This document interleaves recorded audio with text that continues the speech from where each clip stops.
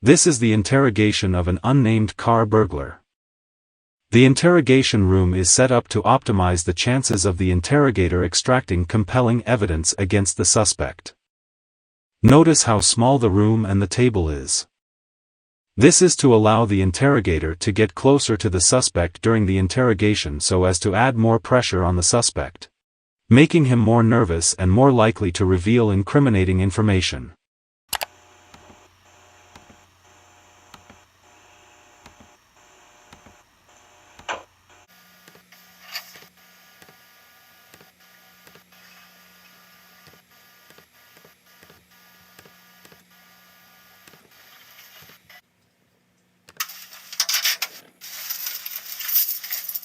Notice how the officer places his handcuff on the desk first. This is a power move from the department, trying to make the suspect feel that he is in trouble and that the only way he can escape is to comply.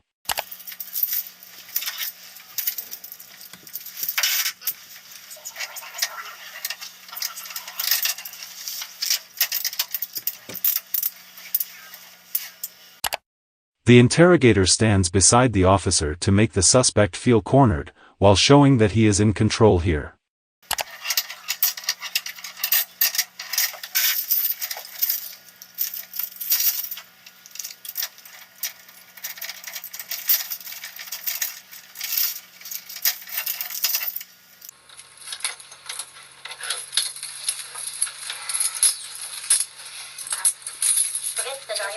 I'm Investigator Oswald, Dallas Police Department.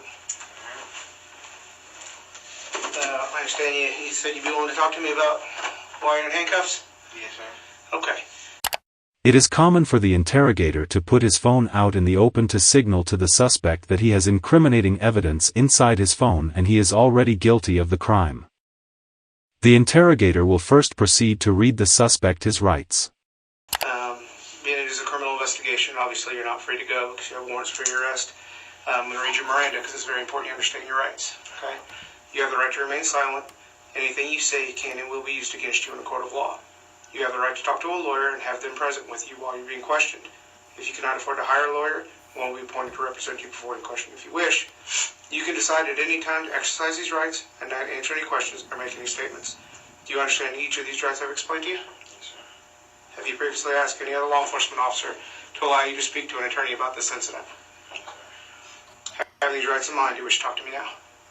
From here on begins the mind games between the interrogator and the suspect. Note that most interrogators are trained in criminal psychology and would always be at a constant lookout for the suspect's eye movement and posture. This gives the interrogator hints of the suspect's emotion and hence allows the interrogator to play his cards well.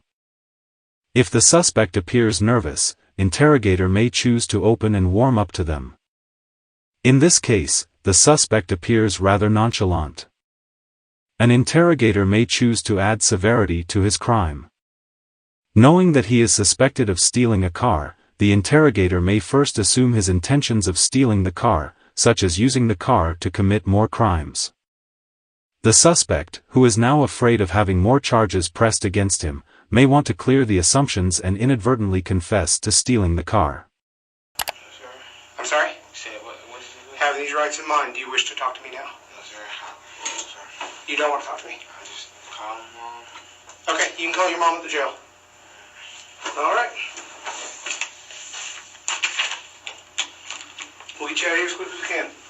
However, before the interrogator can make his first move, the suspect shuts down any attempts at communicating. The suspect has won the match. The greatest fear of an interrogator is that the suspect would not speak. The interrogator is clearly not happy with how easily the suspect escaped the interrogation. Remember, always request an attorney in an interrogation.